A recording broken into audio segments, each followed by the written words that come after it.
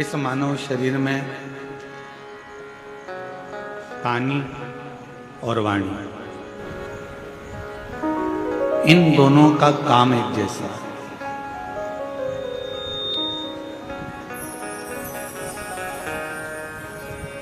पानी अगर गंदा हो गया तो वो पीने के लायक नहीं रहता।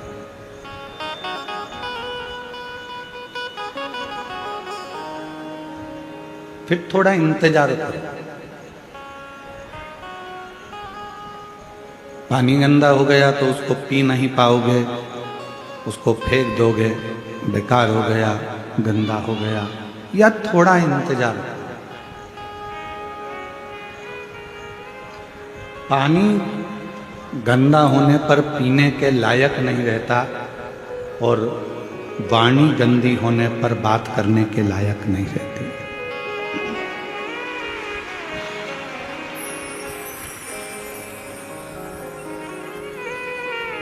मेरे शिव जी काय से रिश्ते, मेरे शंकर भगवान को चाहिए क्या? दो ही चीजें मेरे शंकर भगवान ने आपसे ली, एक पानी और दूसरी वाणी। शिव जी ने आपसे एक लोटा जल भी लिया और आपसे वाणी भी ली, श्री शिवाय।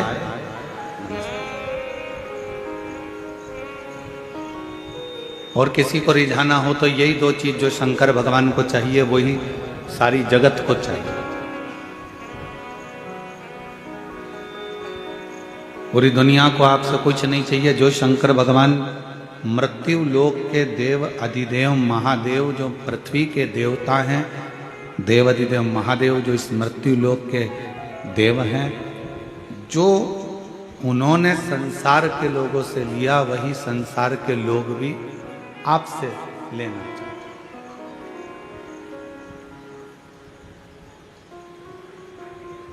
क्या क्या चीज ली है शंकर जी ने आपसे? दो चीजें ली, एक लोटा जल और मुख से निकली हुई वाणी, पानी और वाणी।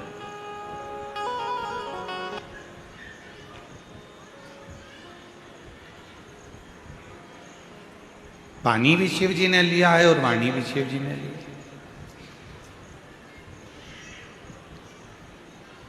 अब जगत को क्या चाहिए?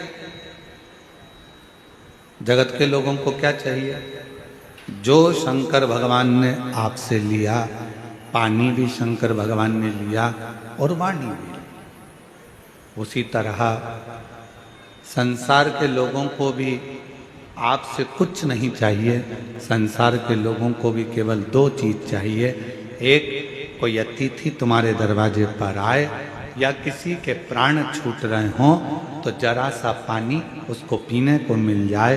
अतिथि आए उसका सम्मान पीने के पानी से हो जाए और अतिथि आए तो आपकी मीठी वाणी से उसका सत्कार हो जाए। बस ये दो चीजें चाहिए, जो शंकर को भी प्रिय है और जगत को भी प्रिय है।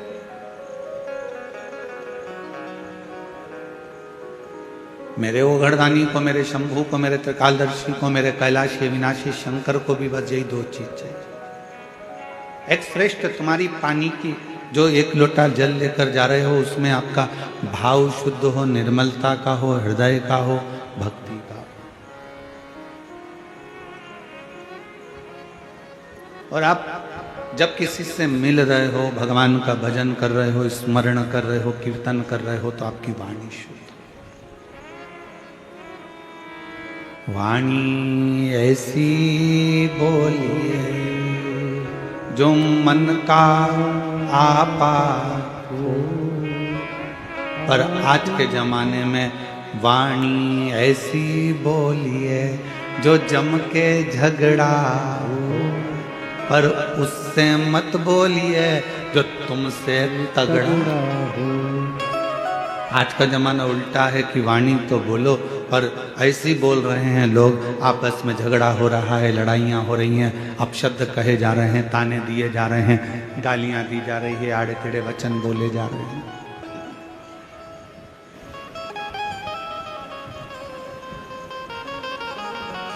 उसमें श्रेष्ठता का भाव कहाँ रह गया?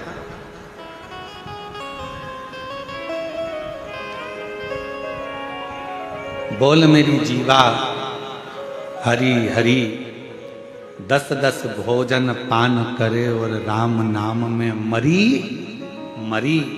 बोल मेरी जीवा हरि। ये जिह्वा एक ऐसी विचित्र है कि भजन का नंबर आ जाता है तो ये जीवान एकदम मौन हो जाती है, और भोजन का नंबर आ जाता है तो चिल्ला चिल्ला कितना अच्छा बना है, आपकी चटनी तो इतनी अच्छी है, आज तो जो भाजी बनी सब्जी बनी इतनी बढ़िया बनी है, आज की खिचड़ी, आज का चावल, आज का पोहा इतना बढ़िया बना, पूछो ही मती।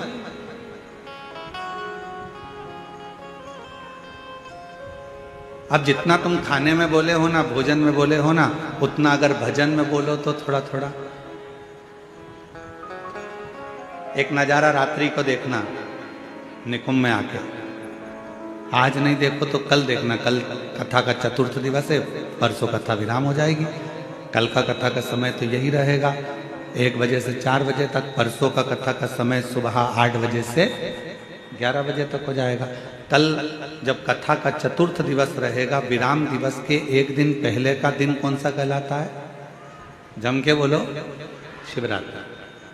तो कल तो हो जाएगा कथा का शिवरात्रि का दिन, और परसों के दिन जिस दिन कथा विराम हो रही है उस दिन है प्रदोष, और बाबा की कृपा से उस दिन भी आपको कथा का लाभ का आनंद मिलेगा। शिव तत्व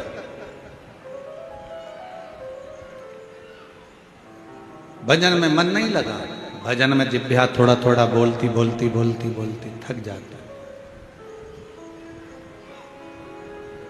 और जिह्वा थकी फिर भगवान का नाम जाप स्मरण नहीं हो पाता।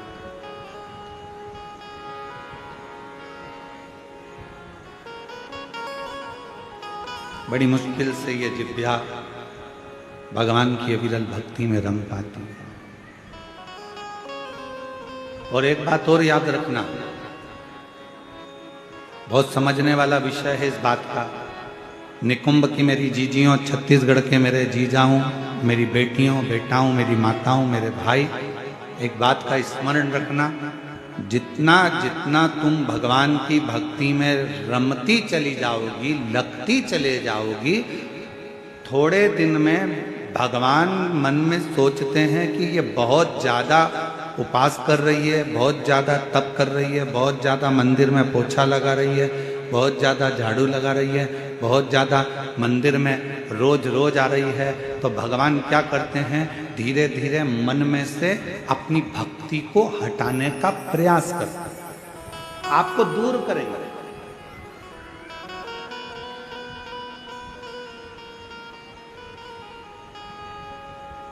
आपको अपनी भक्ति में से थोड़ा थोड़ा भगवान दूर करने का प्रयास करेंगे, जिससे ये मुझसे दूर हो जाए।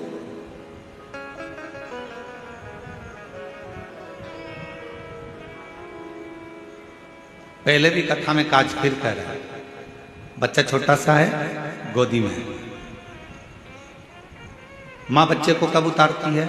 जब वो बच्चा खिलौने से खेलने लगता है। भगवान अपने भक्त को वैभव देते हैं, गाड़ी देते हैं, बंगला देते हैं, धन देते हैं, संपदा देते हैं, सत्ता देते हैं, सब कुछ देते हैं, और धीरे धीरे मेरे भोले बाबा आपको अपने आप से दूर कर लेते हैं। उस समय पर आपको चतुरता चाहिए।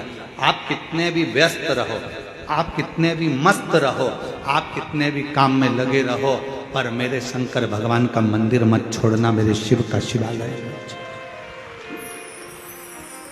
शिव पुराण मत छोड़ो, शंकर का भजन मत छोड़ो, मेरे महाकाल राजा का द्वार मत छोड़ो, मेरे कुबेर भंडारी का स्मरण मत छोड़ो। बहुत व्यस्त रखेंगे। और सबसे ज्यादा व्यस्तता कब होती है? जब आपका मंदिर जाने का समय होता है। आपने सोचा कि सुबह टाइम नहीं मिलता तो मैं 10 बजे मंदिर जाऊंगी, तो भगवान सबसे ज्यादा व्यस्त तुम्हें 10 बजे कर देगा। तुमने सोचा कि मैं 10 बजे मंदिर नहीं जाऊंगी, शाम को 4 बजे जाऊंगी, जब सब दुकान चले जाएंगे, बच्चे स्कूल चले जाएंगे, सब अपने काम में लगे, 4 बजे मंदिर जाऊंगी। भगवान इतना व्यस्त कर देगा 4 बजे कि तुम मंदिर नहीं जाओ। फिर तुमने सोचा अब ऐसा नियम बनाती हूँ कि शाम को 7 बजे मंदिर जाऊंगी, सब आ जाएंगे, सबका खाना बना दूंगी, सबको घर में रुक के फिर मैं मंदिर। भगवान ऐसी व्यस्तता लाएगा कि 7 बजे भी तुम्हारा मंदिर का समय छूट जाए, तुम्हें दूर करेगा।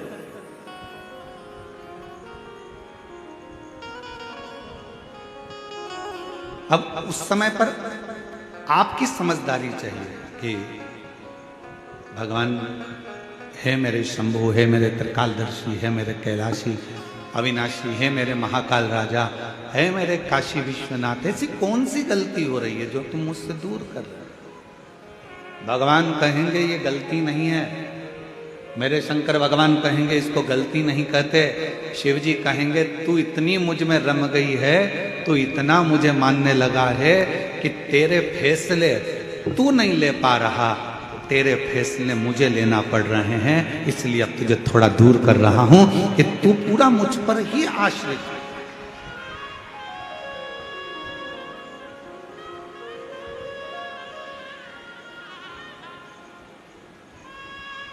तारकासुर था असुर,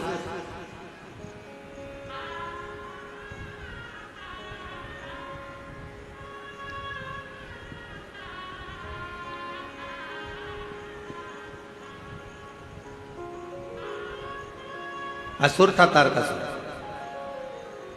पर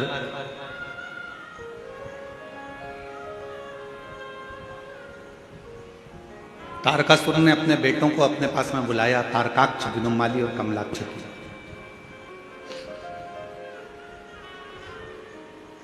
तीनों को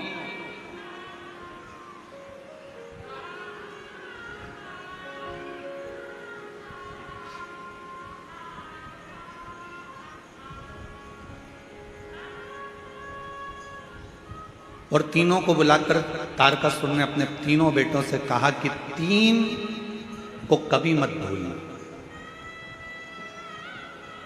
और सुन लो मेरी छत्तीसगढ़ की जीजियों, मेरे छत्तीसगढ़ के जीजाओं, बहुत सावधानी से।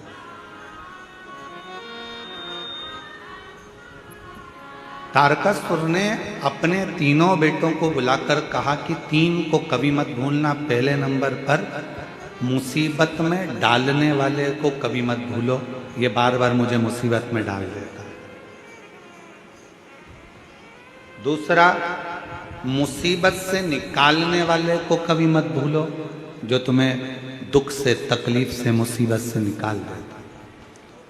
और तीसरे नंबर का, मुसीबत में साथ देने वाले को कभी मत भूलो, जो तुम्हारे साथ में चल रहा है।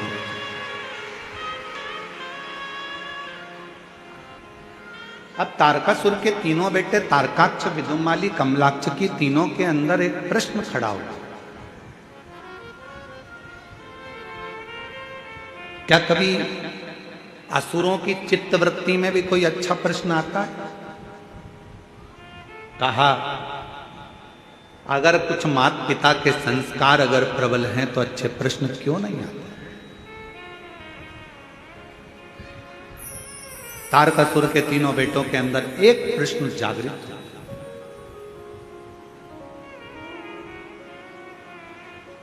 और वो प्रश्न कौन सा था? तारकासुर के तीनों बेटों ने कहा पिताजी आप कहते हो मुसीबत में डालने वाले को कभी मत भूलो, मुसीबत से निकालने वाले को कभी मत भूलो, और मुसीबत में साथ देने वालों को कभी मत भूलो। इन तीनों का गुण क्या किसी एक में पाया जा सकता है?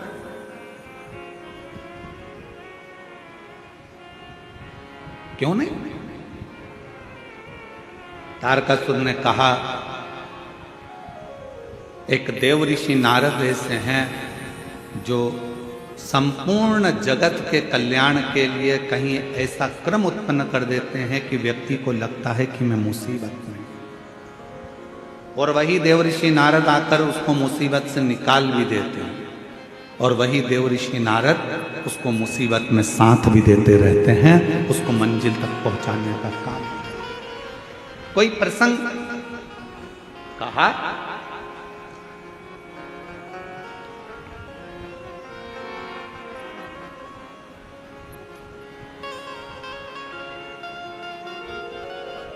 तारकासुर ने कहा, एक प्रसंग मेरे स्मरण में आता है।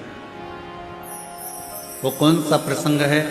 कहा वो प्रसंग है भगवान शंकर के नेत्र से रुद्राक्ष की उत्पत्ति हुई और भगवान शंकर के नेत्र के जल से ही अंधकासुर की उत्पत्ति।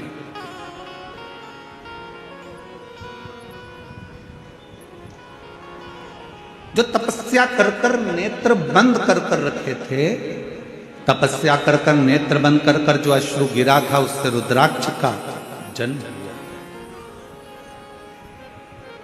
रुद्राक्ष का जन्म। और इतने में माता पार्वती जी ने आकर आंखों को बंद कर लिया और भगवान शंकर के नेत्र से जो जल गिरा, उससे अंधकासुर हुआ।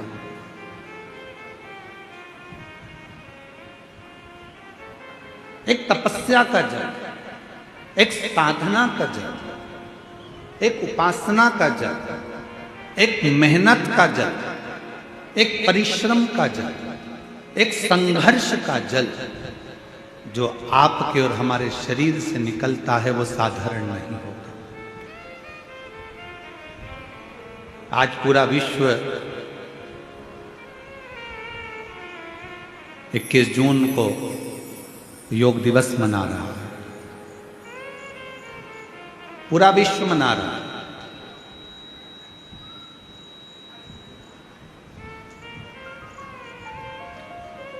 योग ऋषि बाबा रामदेव जी ने पूरे विश्व में इस योग की एक ऐसी अलग जगह दी कि केवल भारत देश ही नहीं, विश्व में भी इस योग दिवस को मनाया जा रहा है। और सभी को इस पवित्र योग दिवस की बहुत बहुत बधाई हो।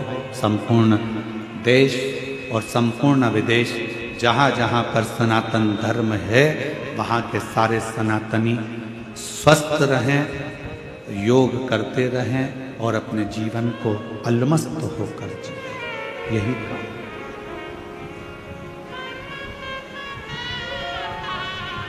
क्या ये तीनों क्रम तारकासुर से तारकाक्ष ने पूछा, विदुमाली ने पूछा, कमलाक्षकी ने पूछा, क्या ये तीनों क्रम एक व्यक्ति में है? नारद जी में। ठीक है, क्या कोई चरित्र है जिसको हम सुन सके? क्यों नहीं? एक पवित्र चरित्र तारकासुर ने सुनाया। सुनो तारकाक्ष, विदुमाली, कमलाक्षकी, शंकर भगवान के नेत्र बंद करने से, उनके नेत्र से जो अश्रु निकला, उससे एक बच्चे ने जन्म ले लिया जिसका नाम था अंधकासुर।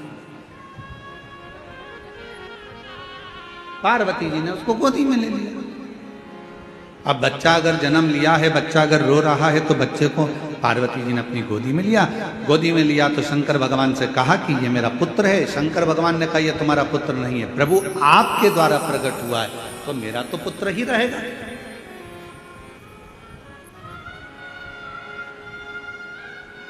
यदि आपके द्वारा अगर प्रकट हुआ है, तो ये तो मेरा पुत्र है। भगवान शंकर ने मना करा, इसको समुद्र में फेंक दो। पार्वती जी ने अंधकासुर को समुद्र में डाल दिया। हिरण्याक्ष ने उसको पाल पोस कर बड़ा करा, और हिरण्याक्ष ने पाल पोस कर बड़ा करा। उसको जब बड़ा करा, समय आया, वराह अवतार के रूप में भगवान श्री हरि ने, नारायण ने उस हिरण्याक्ष का वध कर दिया। अब जरा ध्यान देना कि नारद जी ने वो क्रम कैसे करे। नारद जी पहुंचे अंधकासुर के पास और अंधकासुर से कहा कि तुमने जिंदगी में कभी तप करा? जीवन में तुमने कभी साधना करी है, कभी आराधना करी है, कभी तप करा? नहीं। अंधकासुर को भगवान देव ऋषि नारद ने तप में लगा दिया और ब्रह्मा जी से वर मांगा कि मैं कहीं ना मरूं, ऐसा वर मुझे दे दीजिए। तब कहा ऐसा हो नहीं सकता, मरना तो पड़ेगा। तब देव ऋषि नारद से फिर पूछा अंधकासुर ने कि ब्रह्मा जी मुझे अमर होने का वर नहीं दे रहे, तो मैं वर कौन सा लूं? तो कह दिया एक वर मांग लो कि तुम्हारा तो कोई ना माँ है ना तुम्हारा कोई पिता है, हिरण्याक्ष ने तो तुम्हें पाला पोसा था, इसलिए तुम वर मांग लो। जिस दिन मैं अपनी माँ को गलत दृष्टि से देखूंगा, बस उसी दिन मेरे प्राण छूटे। नारद जी के कहने पर अंधकासुर ने वर मांग लिया ब्रह्मा जी से। ब्रह्मा जी ने तथास्तु भी कहा।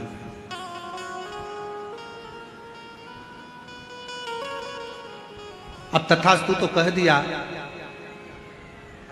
समझ लेना था अंधकासुर को कि अगर ब्रह्मा जी ने तथास्तु कहा है तो इसका मतलब है कि मेरी माता कहीं ना कहीं तो होगी, ये निश्चित है। मेरी मौत अगर लिखी है तो मेरी माता कहीं ना कहीं तो होगी।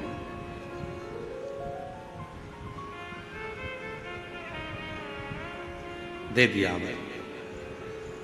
और समय आया, तारकासुर ने अपने पुत्र तारकाक्ष, विदुम्माली और कमलाक्ष की तीनों से कहा, सुनो अब देखो, नारद जी का काम देखिए कि ये असुर था, इसको मरना था, इसके प्राण जाना थे, पर इसको तब साधना में लगाकर इसको वर दिलवा दिया। और वर दिलवा कर जब ये अपनी माता पार्वती की सुंदरता का बखान करेगा और पार्वती को अपनी अर्धांगिनी बनाने का जब प्रयास करेगा, तब इसके प्राण छूटेंगे।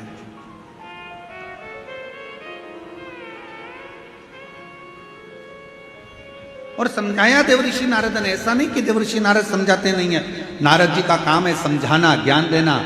एक विद्वान संत, साधु, सन्यासी, तपस्वी, साधक, उपासक की एक क्रमता होती है कि वो समझाने का प्रयास करते, पर तुम्हारी बुद्धि में बैठे तब तुम्हें समझ में आए। महाराज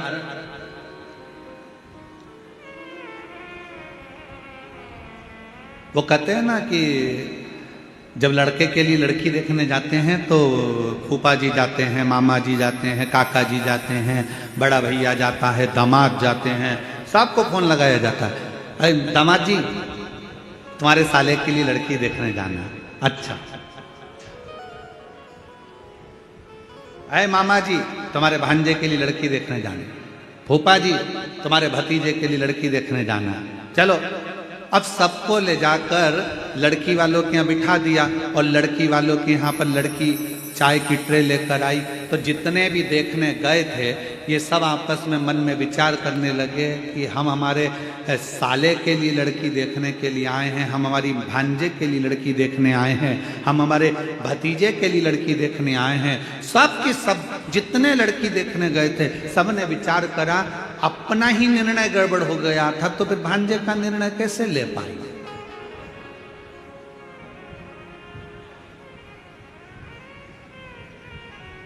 जब हमारी शादी की बात आई तो हमने विचार करा, मामा सोचे कि हमने विचार करा, फूफा सोचे हमने विचार करा, दामाद सोचे हमने विचार करा, हमारा निर्णय हमको ही अच्छा नहीं मिल पाया तो हम हमारे साले के लिए कौन सा निर्णय ले पाएंगे।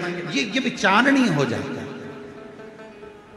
परशु महापुराण की कथा एक बात कहती है, जन्म, मरण और परण ये तीन मेरे शंकर भगवान के हाथ में है। भगवान शिव ने ये किसी को नहीं, ये भगवान शिव ने किसी को नहीं दिया। जन्म कब होना है, कहाँ होना है, कैसे होना है, कितनी बजे होना है, ये निश्चित स्वयं देवादिदेव महादेव करते हैं। मरण, मृत्यु कहाँ होना है, किस जगह पर होना है, भले तुम कहीं पर भी रहते हो पर तुम्हारी मौत जहां लिखी होगी, जब लिखी होगी, जिस जगह पर लिखी होगी, जिस घड़ी में लिखी होगी, उस घड़ी में, उस पल, उस समय में मृत्यु तुमको लेकर चली जाएगी। और अगर तुम्हारी मौत नहीं लिखी है तो चाहे दुनिया के लोग मृत्यु के घाट उतर रहे हों, बाबा भोलेनाथ उस व्यक्ति को कैसे भी काल के पंजे से निकाल कर बाहर ले आएंगे। कोई बच जाएगा और मालूम पड़े बाकी के मर जाए। और ये हुआ। अभी अहमदाबाद में एक घटना घटी, बोलो टीवी पर देखी थी कि नहीं देखी थी? अरे जम के तो बोलो, देखी थी। अहमदाबाद में घटना घटी, कितना अच्छे अच्छे सब अपने अपने भावों से जा रहे थे, सबके हृदय में भगवान समाहित था, सबके हृदय में शिव था। फ्लाइट में बैठ भी गए, फ्लाइट उड़ भी गई। उस कैंपस में मेडिकल कॉलेज के जो बच्चे थे वो भोजन कर रहे थे, उनको क्या मालूम था कि हमारी मौत यहाँ लिखी है, हमारी मृत्यु यहाँ लिखी है। वो फ्लाइट में उड़ने वालों को क्या पता था कि हमारी मृत्यु यहाँ लिखी है? किसको मालूम?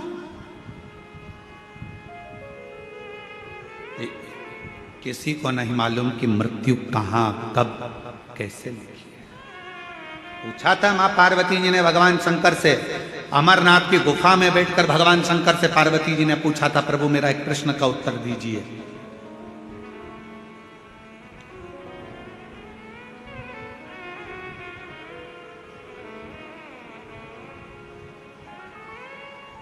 मृत्यु की तिथि, मृत्यु का समय, मृत्यु का पल, मृत्यु की घड़ी कब लिखी जाती है? थोड़ा ध्यान देना। पूर्व में क्या हुआ है, तुमने कितना कमाया, कितना गमाया, पूर्व में क्या तुम्हारे पास था, क्या नहीं था, ये बताना सरल है, पर आने वाला समय क्या कह रहा है, कितने दिन जियोगे, कब चले जाओगे, कब आखिरी श्वास होगी, कब भगवान का भजन कर रहे होगे, कब प्राणों को त्याग रहे होगे, ये बताना कठिन है, बहुत कठिन। कोई कितना भी विद्वान संत बन जाए, कोई कितना विद्वान साधु बन जाए, कोई कितना विद्वान सन्यासी बन जाए, कोई कितना भी बड़ा महाराज बन जाए, वो बता नहीं सकता। याद रखना, सबसे पहला दर्शन करने के लिए मेरे शंकर भगवान राम जी के दरवाजे पर गए थे। मां कौशल्या जी की गोद में से राम जी को गोद में लेकर दर्शन किया था। क्या मेरे शंकर भगवान को नहीं मालूम था कि राम जी को 14 वर्ष के लिए वनवास जाना पड़ेगा? मेरे राम जी को मालूम था। क्या मेरे राम जी को नहीं मालूम था कि सीता जी का परित्याग करना पड़ेगा? मेरे शंकर भगवान को मालूम था। पर मेरे शंकर भगवान ने ये सब कुछ देखा, पर भविष्य नहीं बताया कि आने वाले समय में तुम्हारे साथ क्या होने वाला है। याद रखना, संत, साधु, सन्यासी, तपस्वी, साधक, उपासक दुनिया में कितने भी पैदा हो जाएं, पर मृत्यु कब, कहां, कैसे होगी, इसका रिसर्च तो वैज्ञानिक भी नहीं कर सकते, साइंटिस्ट भी नहीं कर सकते। इसका रिसर्च तो केवल एक देवाधिदेव महादेव कर सकते हैं। शंकर ओघड़दानी ने लिखा, पार्वती से कहा, सुनो पार्वती, मृत्यु अटल सत्य है। जब बच्चे की नाल कटती है, माँ के गर्भ से जब बच्चा जन्म लेता है, उसकी नाल कटती है, उस नाल कटने के समय पर बच्चे की मृत्यु लिख दी जाती है कि कब, कहां, किस जगह, कैसे होगी। समय निश्चित हो जाता है।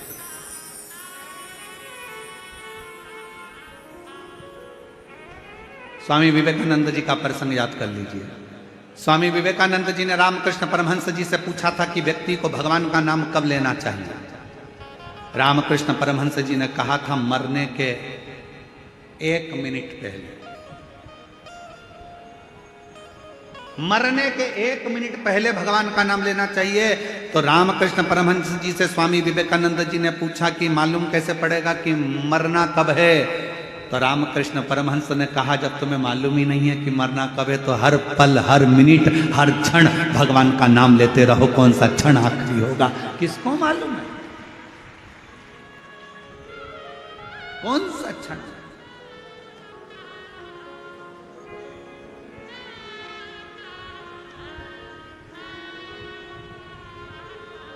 और महाराज, अंत समय प्रभु आना पड़ेगा, वचन दिया तो निभाना पड़ेगा। आए ना आए प्रभु कुटुंब कबीरा, अंत समय प्रभु आना पड़ेगा, वचन दिया तो निभाना पड़ेगा। अंत समय प्रभु आना पड़ेगा। कौन आएगा, किसको मालूम?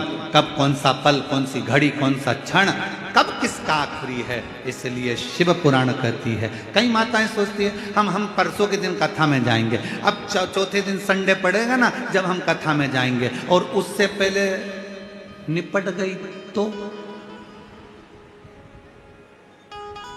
इसको मालूम।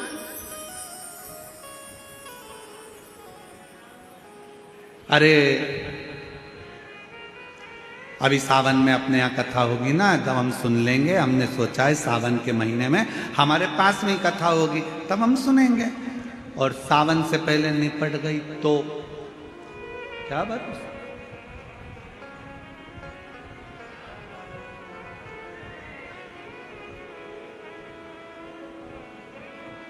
बहुत कठिन, बहुत कठिन। खूब भगवान का नाम लो, खेत में काम करो, धान बो, अपनी मेहनत को पीछे मत हटो, परिश्रम पूरा करो।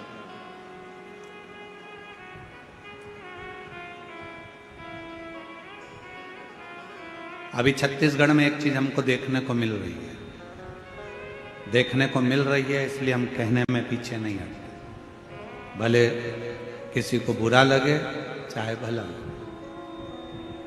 अभी हमको देखने को मिलता है कि कई किसान वर्ग के लोग, गांव के लोग अपनी अपनी जमीन को बेचकर शहर चले जाते हैं और सोचते हैं कि शहर में बहुत सारा सुख होगा, बहुत सारा सुख शहर में होगा। बड़ा बंगला बना लेंगे, जमीन बेची है तो थोड़ा पैसा मिल जाएगा तो बंगला भी बड़ा बन जाएगा, गाड़ी भी आ जाएगी, सब कुछ आ जाएगा।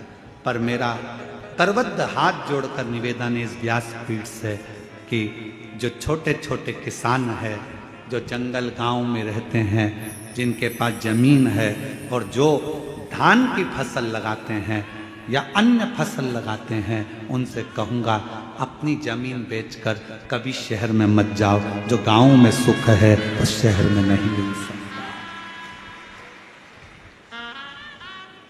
जो अपने गांव में सुख है वो शहर में नहीं। शहर की चमक जरूर लग रही है कि यहाँ गाड़ी मिल सकती है, बंगला मिल सकता है, शहर में पानी मिल जाएगा, शहर में ये मिल जाएगा, एजुकेशन मिल जाएगा, सब कुछ मिल जाएगा। शहर में तुम्हें गाड़ी भी मिलेगी, पैसा भी मिलेगा, धन भी मिलेगा, बंगला भी मिलेगा। तुम जमीन बेच कर जाओगे तो तुम्हारे पास ढेर सारा धन भी होगा, सब कुछ होगा। शहर में सब कुछ मिल सकता है, पर शहर में तुमको जो शांति और प्रेम चाहिए, वो प्रेम और शांति गांव के सिवाय कहीं नहीं मिल सकती।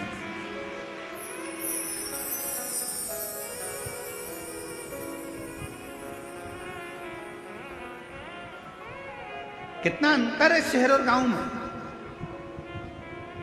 शहर में अगर कोई साधु भी आ जाए, संत भी आ जाए ना, तो लोग उसको भिखारी समझते हैं। मांगने आया होगा, दरवाजा बंद कर दो, दरवाजा मत खोलना, दरवाजे पर लिख देते हैं कुत्तों से सावधान, अंदर मत घुस जाना। शहर में अगर कोई साधु संत भी आ जाए तो लोग उसको भिक्षुक समझते हैं, भिखारी समझते हैं। और गांव में अगर कोई भिखारी भी आ जाए ना तो लोग उसे संत समझते हैं, साधु समझते हैं, सन्यासी समझते हैं, तपस्वी समझते हैं। मत बेचो अपनी जमीन को, भले थोड़ा सा टुकड़ा है, थोड़ी सी फसल लगाओ, अलमस्त जिंदगी जियो। अपनी जमीन है, अपनी जमीन पर रह रहे हो, तुम सब जमींदार हो। लोग कहते हैं ये किसान है, हम कहते हैं जिसके पास जमीन का भी अगर एक टुकड़ा है तो वो जमींदार से कम नहीं है, अपनी मस्ती में जीने वाला, अपनी मस्ती।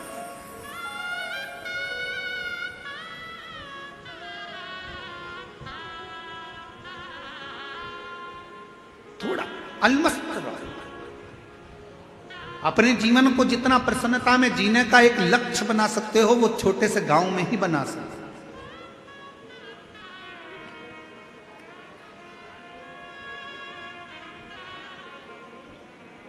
शिव कथा करे, भगवान शंकर का चरित्र कराए, शिव महापुराण की कथा करे, या भगवान शंकर का संवाद करता है।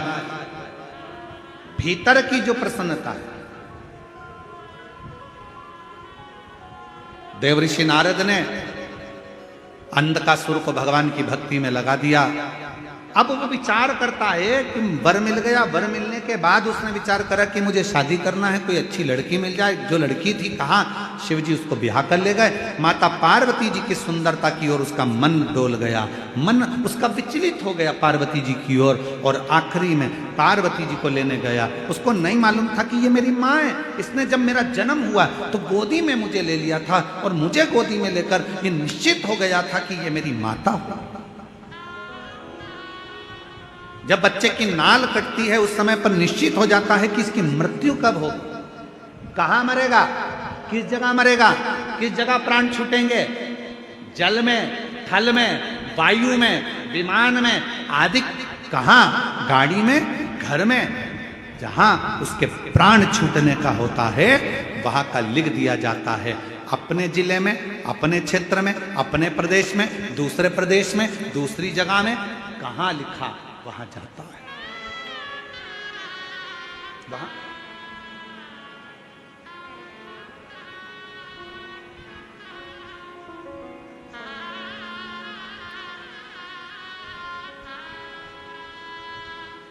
इसलिए शिव पुराण कहती है जितना समय मिले, ये मत सोचना अगली कथा जब छत्तीसगढ़ में होगी ना तब मैं कथा सुनने के लिए जाऊंगी। नहीं नहीं नहीं, काल करे सो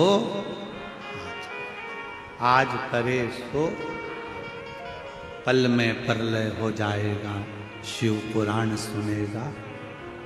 आज मिला है मैं, चल पहुंचो। बहुत सारे प्रश्न हैं दुनिया की दृष्टि में, बहुत प्रश्न। एक बहन ने एक प्रश्न लिखा कि गुरुजी हम हमारे नर्मदा जी का दर्शन करने के लिए हम जबलपुर के पास बेड़ा घाट गए, वहाँ से हम शंकर जी का छोटा सा शिवलिंग लेकर आ गए।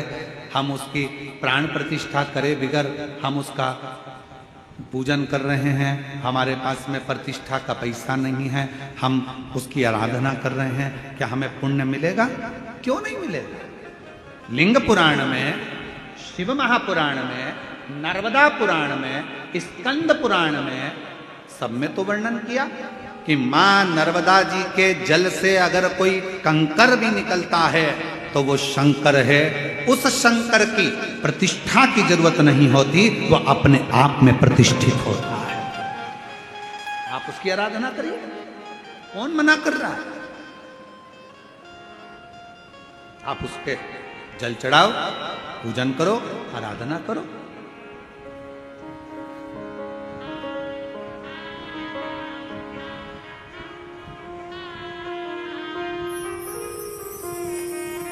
और आप जब उसकी आराधना करेंगे, उसका स्मरण करेंगे तो सुख अपने आप आए। और शंभु शरण मांगू घड़ी रे दुख काटो दया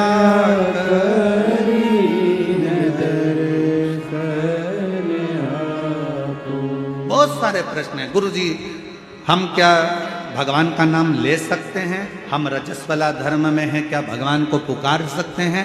द्रौपदी का चरित्र कहता है कि द्रौपदी रजस्वला धर्म में थी, दुशासन बाल खींच कर लेकर गया, भरी सभा में खड़ा कर दिया, चीर खींचने लगा।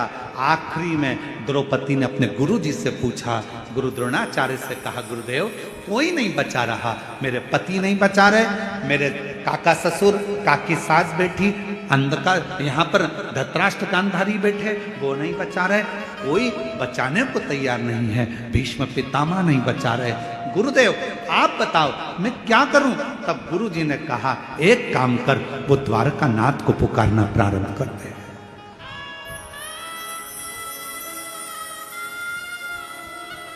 भगवान को पुकार। द्रौपदी कहती है मैं रजस्वला धर्म में हूं, रजो धर्म है मेरा, मैं भगवान को पुकारूं। हाँ आएगा। रजो धर्म के समय पर भी द्रौपदी ने अपना मंत्र का स्मरण करा। शिव महापुराण की कथा कहती है, भगवान का नाम, तुम शुद्ध हो अशुद्ध हो, तुम स्नान करे हो ना करे हो, तुम कहां बैठे हो, उससे भी मतलब नहीं। शिव पुराण की कथा कहती है भगवान का नाम कहीं पर भी पुकार सकते हो। कई लोग कहते हैं हॉस्पिटल में हम रुद्राक्ष पहनकर जा सकते, क्यों नहीं? हम ऐसी वैसी जगह पर रुद्राक्ष धारण कर क्यों नहीं? सर्वस्वता शिव का सर्वस्व। क्या तुलसी की माला में गलत क्रम नहीं आएगा? रुद्राक्ष में गलत क्रम नहीं आएगा? अरे शिव महापुराण की कथा कहती है कि तुलसी जिस पात्र में डल जाती है उसको भी प्रसाद कर देती है, रुद्राक्ष जिसके गले में डल जाता है उसको भी शिवमय बना देता है। इसमें क्या सोचना? क्या हम मंत्र जाप करें? करो नाम जाप, भगवान का नाम लेते जाओ। तुम कैसे भी हो, प्रभु का नाम लो, प्रभु का। श्री शिवाय नमस्तु, श्री शिवाय नमस्तु। सब बोलो, सब जितने भी बैठे हैं, लाखों की संख्या में आप लोग आए। कोई पंडालों में जगह नहीं है, रोडों पर आप लोग बैठे हो। दिल से बोलिए, भाव से बोलिए, श्री शिवाय नमस्तु, श्री शिवाय नमस्तु, श्री शिवाय नमस्तु, श्री शिवाय नमस्तु। आप भगवान का नाम कहीं पर कभी भी कैसे भी किसी भी घड़ी किसी भी पल किसी भी क्षण पुकार सकते। रात्रि को नींद ना आए, बैठ जाओ, 2 मिनट भगवान का नाम पुकारो। कोई काम अड़चन आ गई है, परिश्रम करो, मेहनत करो, कुछ देर भगवान के नाम का स्मरण करो, भगवान आए आए। जब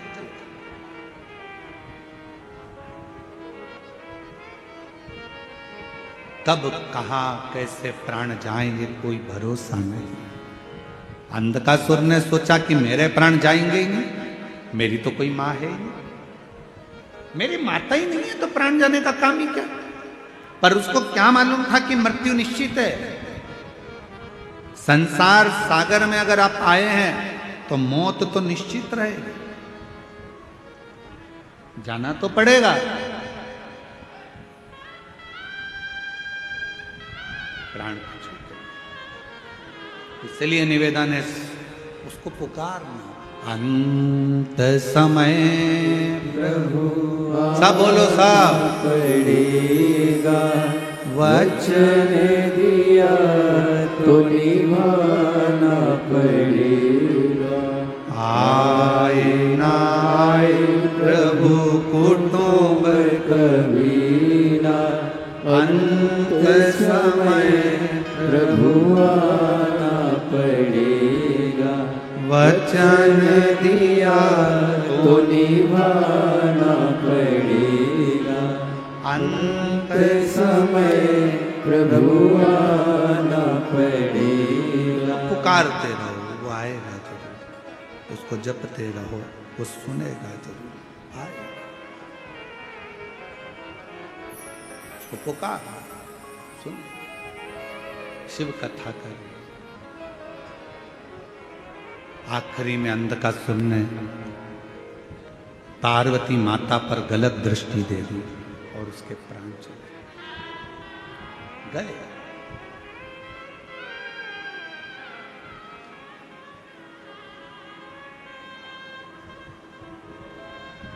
कई लोग ऐसे भी हैं, यहीं बैठे हैं, कई मेरी जीजियां ऐसी बैठी हैं, कई बेटियां ऐसी बैठी हैं, कई जीजा ऐसे बैठे हैं।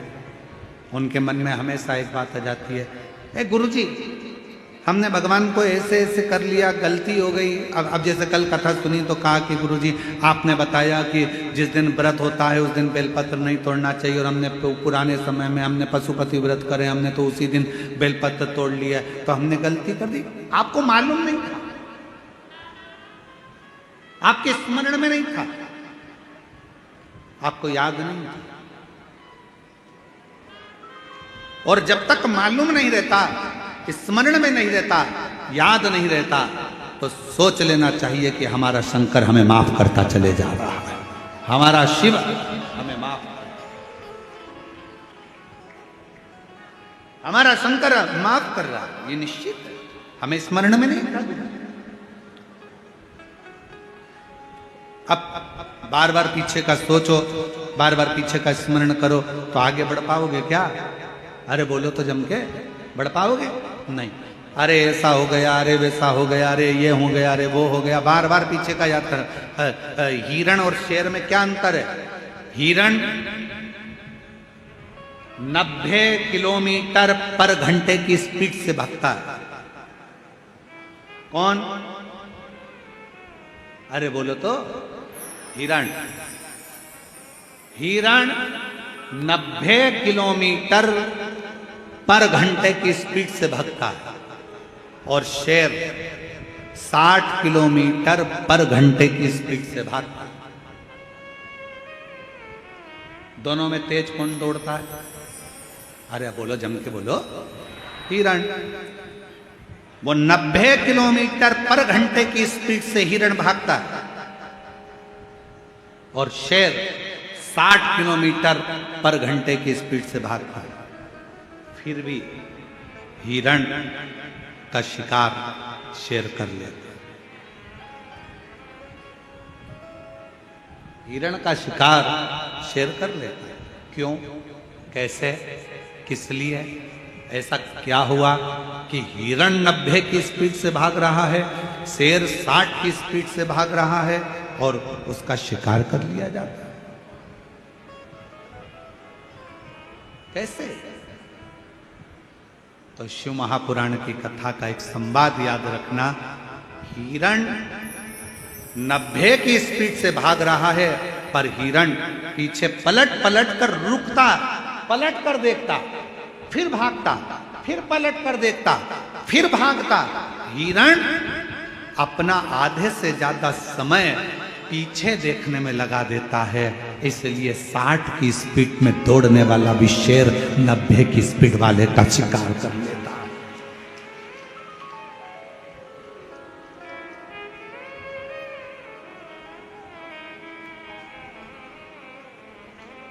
पलट रहा है, पीछे देख रहा है, पीछे, फिर पीछे देखा, फिर पीछे देखा, फिर पीछे देखा, फिर पीछे देखा, तो शेर ने उसका शिकार कर लिया। 90 की स्पीड में भाग रहा था हिरण, पर 60 वाले ने 90 वाले का शिकार कर लिया।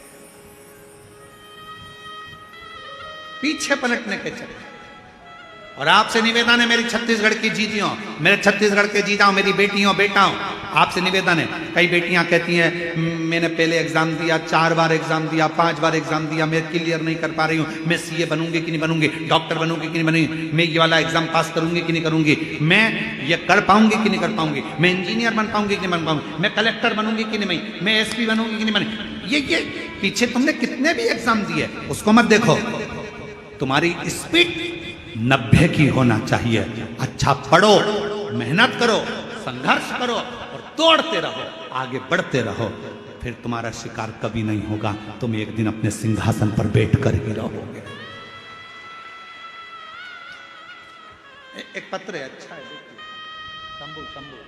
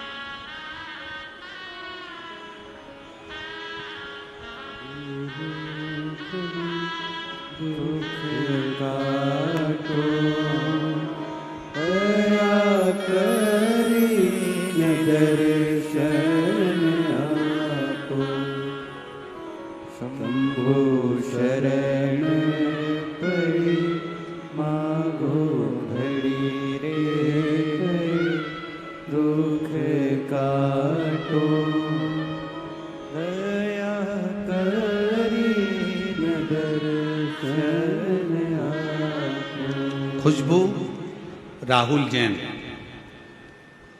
कहीं बैठे हों, खुशबू राहुल जैन, सरोना जिला कांकेर छत्तीसगढ़, मोबाइल नंबर ये है। खुशबू राहुल जैन अगर कहीं बैठे हों तो बेलपत्र लेने के लिए आ सकते हैं। खुशबू राहुल जैन, सरोना जिला कांकेर छत्तीसगढ़, मोबाइल नंबर। गुरुदेव, बाबा का कितना बखान करूं, कम है। गुरुदेव, मुझे झटके आते थे और झटके के कारणवश में गिर जाती थी और मुझे याद नहीं रहता था कि क्या हो, समझ नहीं आता। ये झटके आते आते सालों निकलते चले गए, जिंदगी बढ़ती चली गई। आयुर्वेदिक इलाज करवाया, डॉक्टरों का इलाज करवाया, पर कभी भी झटके बंद नहीं। आखिरी में किसी बहन जी के कहने पर कथा सुनना प्रारंभ करी। शिव जी पर जल चढ़ाना, बेलपत्र चढ़ाकर खाना, शिव जी के मंदिर की सेवा करना प्रारंभ करी और बाबा की कृपा से 11 मार्च 2021 से कोई झटका नहीं आया। बाबा की कृपा से मैं ठीक। 11 मार्च 2021 से लास्ट झटका आया था, उसके बाद से मेरे बाबा ने मुझे संभाल लिया। महाकाल बाबा की कृपा, कुबेर भंडारी की कृपा, मैंने शिव जी को अपना पिता मान लिया। गुरु जी, आप कहते हो कि शंकर भगवान से कोई संबंध जोड़ लो, और अगर एक रिश्ता भगवान से जुड़ गया तो तुम्हारी पूरी टेंशन तुम्हारे पिता की होगी। मैंने भगवान शिव को अपना बाप मान लिया। गुरुदेव, मेरे 2 बच्चे हैं, सोचती हूँ कि अपने बच्चों के लिए और अपने परिवार के लिए कुछ करती रहूँ, जिससे मेरा परिवार में कहीं धन की कमी ना हो। मेहनत आप कहते हो पूरी करो। मैंने भी एक दिन एकांत में बैठकर विचार करा कि मैं क्या करूं। शिव जी के हाथ छोड़ दिया। मेरे पिताजी जैसा मार्ग बताएंगे मैं करूंगा। और बाबा की कृपा से एक दिन बैठी थी, एक साड़ी में फाल लगाने को आ गई। फिर मैंने ब्लाउज सिलना प्रारंभ करा, फिर मैंने बड़ी बनाना प्रारंभ करा, फिर मैंने पापड़ बनाना प्रारंभ करा, फिर मैंने चिप्स बनाना प्रारंभ करा। और आज बाबा की कृपा से अच्छा व्यापार मेरे शिव रूपी पिता के हाथ से चल रहा है और मैं अच्छा आनंद के साथ कार्य कर रहा हूं। किसके आश्रित होकर? शिव के आश्रित, शंकर के आश्रित। एक पत्र और लिखो। पद्मा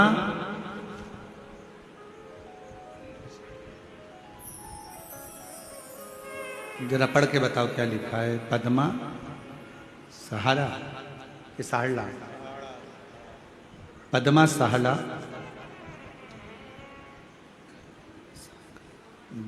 जामसार कला थाना डोंगर गांव से हूँ। कहीं बैठी हों तो हाथ हिला सकती हैं। पद्मा सहारा जामसारा कला थाना डोंगर गांव से हूँ। बाबा, व्यासपीठ को प्रणाम करती हूँ। गुरुजी, मेरे भोले बाबा की माला का वर्णन करूं, उसकी स्मरण करूं। बहुत गरीब थी गुरुदेव, कभी कभी तो 2 दिन भूखा ही रहना पड़ता था। जरा पत्र को आप लोग पढ़ेंगे तो आपको स्मरण में आएगा। बहुत गरीब थी, कभी कभी 2-2 दिन भूखा रहना पड़ता था। मैंने बहुत कुछ सहे गुरुजी, फिर भी मैंने बाबा पर पूर्ण भरोसा कर लिया। आप कहते हो शिव जी को छोड़ना नहीं, मुझे लगता है दिल से अगर शंकर भगवान को पकड़ा तो शंकर भी हमको नहीं छोड़ते हैं गुरुदेव। हमने शिव को पकड़ लिया, विश्वास करना आपने सिखा दिया। आपने कहा कि मेहनत, परिश्रम, संघर्ष और शंकर का भरोसा कभी नहीं छूटता। बस वही मन में था। गुरुदेव, मेरा बड़ा बेटा नौकरी में लग जाए, मैं बाबा से प्रार्थना करती थी। मेरे छोटे बेटे की आंख से दिखाई नहीं देता, आंखें कमजोर थी। मैं बाबा से प्रार्थना करती कि बाबा मेरे बेटे की नौकरी लग जाए और मेरे बेटे को दिखना प्रारंभ हो जाए, उसकी आंखों में दिखाई नहीं देता। बहुत परेशान, करूं तो करूं क्या? शिव पर भरोसा करा, आपकी कथा दिन रात सुनती, लोग मुझे कहते ये पागल हो गई है शिव जी के लिए, पर आपकी कथा सुनकर आज मेरे बाबा ने ऐसी कृपा कर दी गुरुदेव कि मेरे बेटे की आंख की रोशनी भी ठीक हो गई और 2023 में मेरे बेटे की सरकारी नौकरी भी लग गई बीएसएफ में। बाबा को मैं आज धन्यवाद देती हूँ जो कि राजस्थान में बॉर्डर पर मेरा बेटा नौकरी कर रहा है। बॉर्डर राजस्थान में बीएसएफ की नौकरी पर आज मेरा बेटा है। मेरे शिव की कृपा से आंखें भी ठीक हुई और नौकरी भी। क्या देता है शिव, क्या प्रदान करता है शंकर? मेरा उघड़दानी, मेरी जीजियों। आपको लगता होगा कि यह लाखों की भीड़ आती है, लाखों की जनता शिव महापुराण की कथा सुनने आती है, पर ईमानदारी से बोलना, अगर मेरा शंकर आपकी झोलियों में खुशियां नहीं देता तो क्या तुम ये शिव महापुराण की कथा में जाते क्या? बहुत कठिन है। ना तो यहाँ पर कोई आडंबर है, ना यहाँ पर कोई पाखंड है, ना यहाँ पर कोई दिखावा है, ना यहाँ से कुछ दिया जाता है, ना यहाँ से कुछ प्रदान किया जाता है। केवल तुम आते हो, कथा सुनते हो, दिल लगाते हो बाबा से और बाबा तुम्हारी झोली 3 महीने में भर देता है। ये उसकी कुछ भी नहीं है यार। सीहोर वाला महाराज तो मिलता भी नहीं है।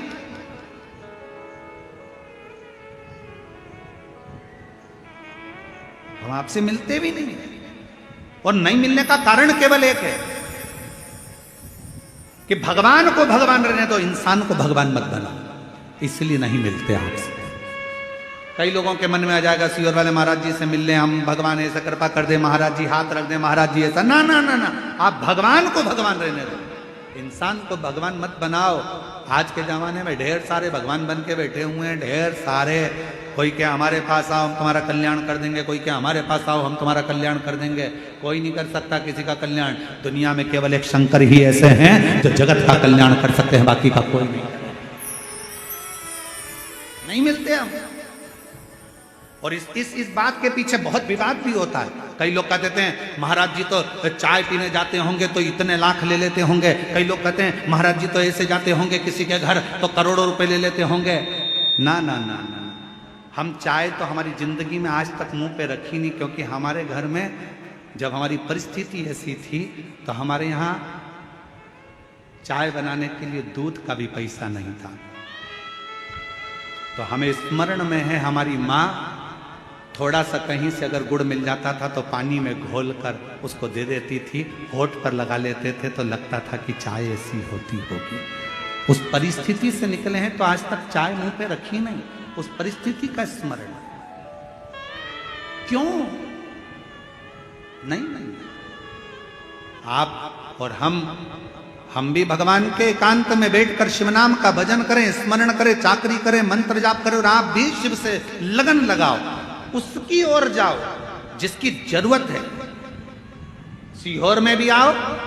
हमने एक बार कथा में कहा था, आपके घर के नजदीक में अगर शंकर जी का मंदिर है, आप रोज शिव जी के मंदिर में जल चढ़ाने के लिए अगर जाते हो, तो हमने कहा था उसके बीच में अगर तुम्हारी मौसी का घर पड़ जाए, मामा का घर पड़ जाए, सहेली का घर पड़ जाए, रिश्तेदार का घर पड़ जाए, बेटी का घर पड़ जाए, माँ का घर पड़ जाए, तो भी उस रिश्तेदार के घर मत जाना, सीधे मंदिर, मंदिर से सीधे घर आना, क्योंकि शंकर भगवान कब क्या देकर भेज देगा तो वो खजाना लेकर अपने घर जाइए। सीहोर कुबरेश्वर धाम पर आओ तो यह सोचकर आना कि मैं अपने पापा के घर जा रही हूं, मैं अपने पिता के घर जा रही हूं, मैं अपने बाबुल के घर जा रही हूं। ऑटो वाला कहेगा यहां ले चलता हूं, वहां ले चलता हूं, ये करता हूं, वो करता हूं। नहीं, मुझे मेरे पिता के घर लेकर चल, मुझे मेरे कुबेरेश्वर धाम लेकर चल। मैं रेलवे स्टेशन पर उतरी और बाबा से कहो कि मुझे मेरे बाबा के घर लेकर चल। देगा तो मेरा बाप देगा, और जो बाप देगा वो दुनिया में कोई नहीं दे सकता है। मेरा शंकर मुझे, मैं उसके अधीन हूं।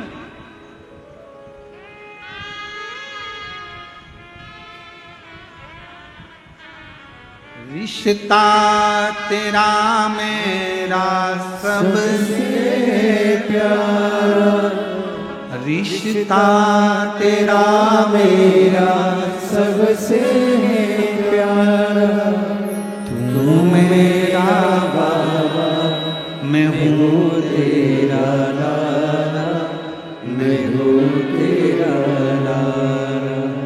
तू मेरा बाबा, मैं हूँ तेरा लाला, मैं हूँ तेरा लाला। मेरा संबंध मेरे बाबुल से है, मुझे उसके द्वार जाना।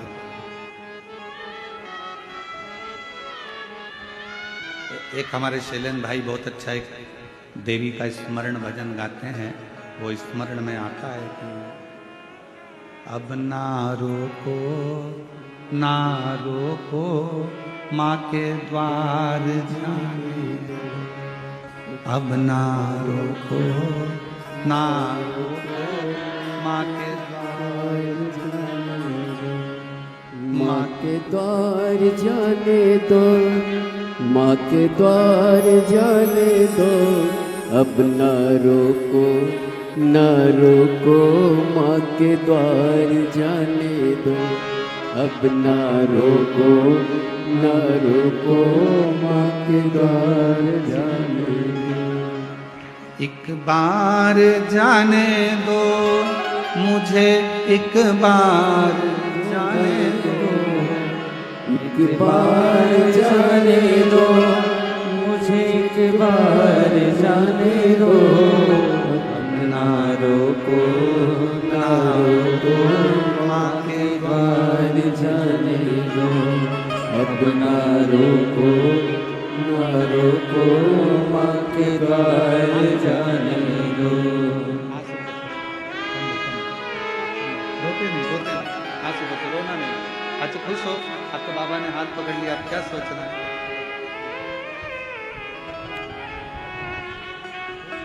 रोते नहीं, खुश हो। बाबा बुलाए। खुशबू जैन, जिसने शिव पर भरोसा कर कर बाबा ने हाथ पकड़ा और बाबा की कृपा से आज अग्रणी। अब ना रोको ना रोको, माँ के द्वार जाने दो। एक बार जाने दो मुझे, एक बार जाने दो। एक बार जाने दो मुझे, एक बार जाने दो। अब ना रोको ना रोको, माँ के द्वार जाने दो। अब ना रोको ना रोको, माँ के द्वार जाने दो। वो उसके द्वार, उसकी चाकरी, उसकी शरणागति, कहीं नहीं जाऊंगी, भटकूंगी नहीं, कहीं नहीं।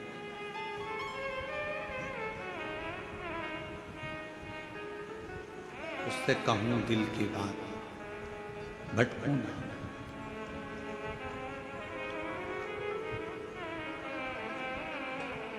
कब कहाँ कैसे वो कृपा कर दे, उसका भरोसा नहीं। पीछे नहीं पलटती। क्या हुआ पहले, मैंने एक बार एग्जाम दी, नहीं निकली गुरुजी। दूसरी एग्जाम दी, नहीं निकली गुरुजी। कोई बात नहीं, मेहनत कर रही हो ना बेटा, अपना परिश्रम कर रही हो ना बेटा, सफलता मिलेगी। हार उसकी होती है जो हाथ पर हाथ रख कर बैठा रहता है।